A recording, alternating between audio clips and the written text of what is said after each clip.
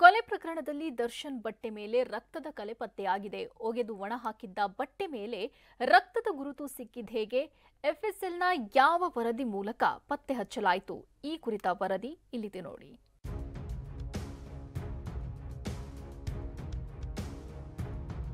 ನಟ ದರ್ಶನ್ ಬಟ್ಟೆ ಮೇಲೆ ರೇಣುಕಾಸ್ವಾಮಿ ರಕ್ತದ ಕಲೆ. ಲುಮಿನಲ್ ಟೆಸ್ಟ್ನಿಂದ ಬಯಲಾಯಿತು ರಕ್ತದ ರಹಸ್ಯ.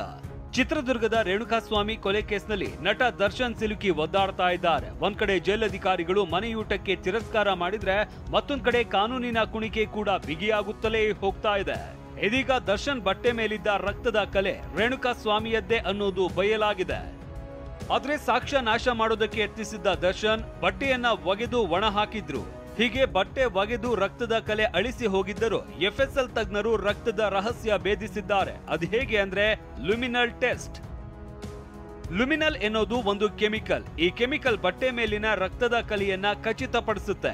ಯಾವ ಬಟ್ಟೆಯ ಮೇಲೆ ರಕ್ತದ ಕಲೆ ಇರುತ್ತೆ ಅಂತ ಖಚಿತಪಡಿಸಲಾಗುತ್ತೋ ಅದಕ್ಕೆ ಈ ಕೆಮಿಕಲ್ ಬಳಸಲಾಗುತ್ತೆ.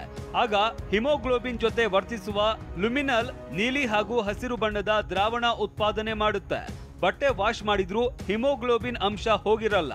ಹೀಗಾಗಿ ನೀಲಿ ಹಾಗೂ ಹಸಿರು ಬಣ್ಣದ ದ್ರಾವಣವನ್ನ ಸಂಗ್ರಹಿಸಿ ಅದರಿಂದ ಡಿಎನ್ಎ ಸಂಗ್ರಹಿಸಲಾಗುತ್ತೆ. ಇದೇ ವಿಧಾನದ ಮೂಲಕ ರೇಣುಕಾಸ್ವಾಮಿ ರಕ್ತದ ಕಲೆ ಪತ್ತೆ ಹಚ್ಚಲಾಗಿದೆ. ಲುಮಿನಲ್ ಟೆಸ್ಟ್ ಅಂದ್ರೆ ಇದು ಒಂದು ಕೆಮಿಕಲ್ ಟೆಸ್ಟ್. ಏನಂದ್ರೆ ರಕ್ತದ ಅಂಶಗಳು ಅಂದ್ರೆ traces of evidence of blood ಅಂತ ಏನ್ ಹೇಳ್ತೀವಿ, ಅದು ಯಾವಾಗ ಕಣ್ಣಿಗೆ ಕಾಣಿಸೋದಿಲ್ಲ ಅಂತ ಪರಿಸ್ಥಿತಿನಲ್ಲಿ ಈ ಲುಮಿನಲ್ ಟೆಸ್ಟ್ ಮಾಡ್ತೇವೆ.